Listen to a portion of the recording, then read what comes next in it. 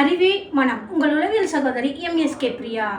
நீங்கள் மகிழ்ச்சியாக இருக்க முடியாததுக்கு என்ன காரணம்?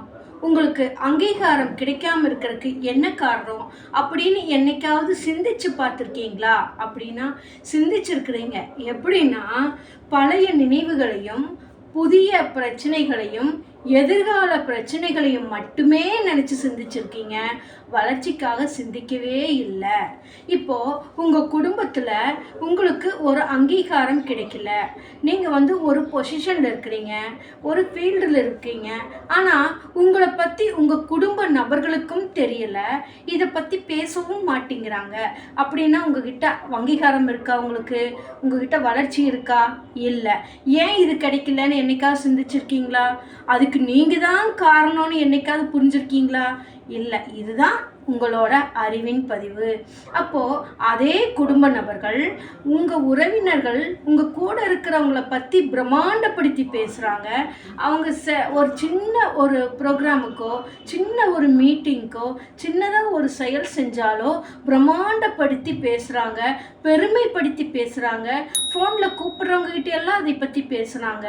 ஆனால் நீங்கள் ரியாலிட்டியாக ஒன்று செய்கிறீங்க, ஒரு பொசிஷனில் இருக்கீங்கன்னா அதை ஏன் அவர்களுக்கு பேச தெரியலை? இது அவர்களுடைய குறைபாடா, வெளிப்படுத்த முடியாத உங்களுடைய தவறா? சிந்திச்சு பாருங்க.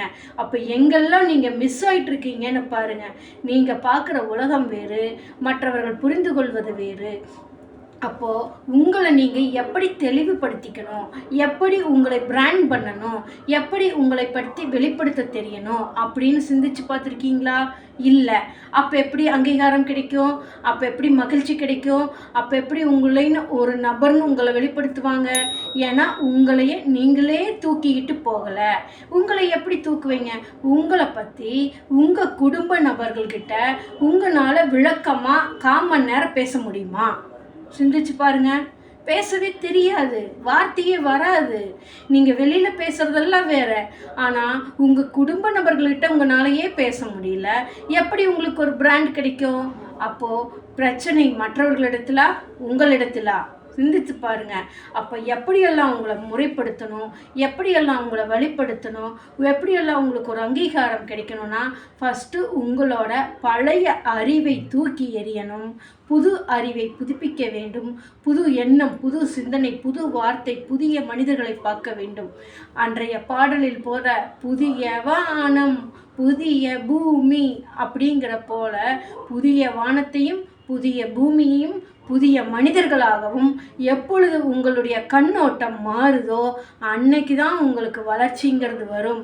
இல்லைன்னா உங்களுக்குள்ளேயே நீங்கள் நொந்துக்கிட்டு நீங்கள் செய்கிறது எதுவுமே வெளிப்படாமல் உங்களுக்குள்ளேயே அமுக்கப்பட்டதாக மாறும். ஒரு குறிப்பிட்ட வயதுக்கு பின், ஒரு 40 வயசு ஆகிறப்ப தான் உங்களுக்கு பிரச்சனை ஸ்டார்ட் ஆகும்.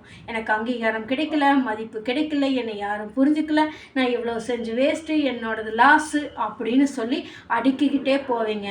அப்போ பிரச்சனை உங்களிடத்துல மற்றவர்களிடத்துல. சிந்தியுங்கள், செயல்படுங்கள்.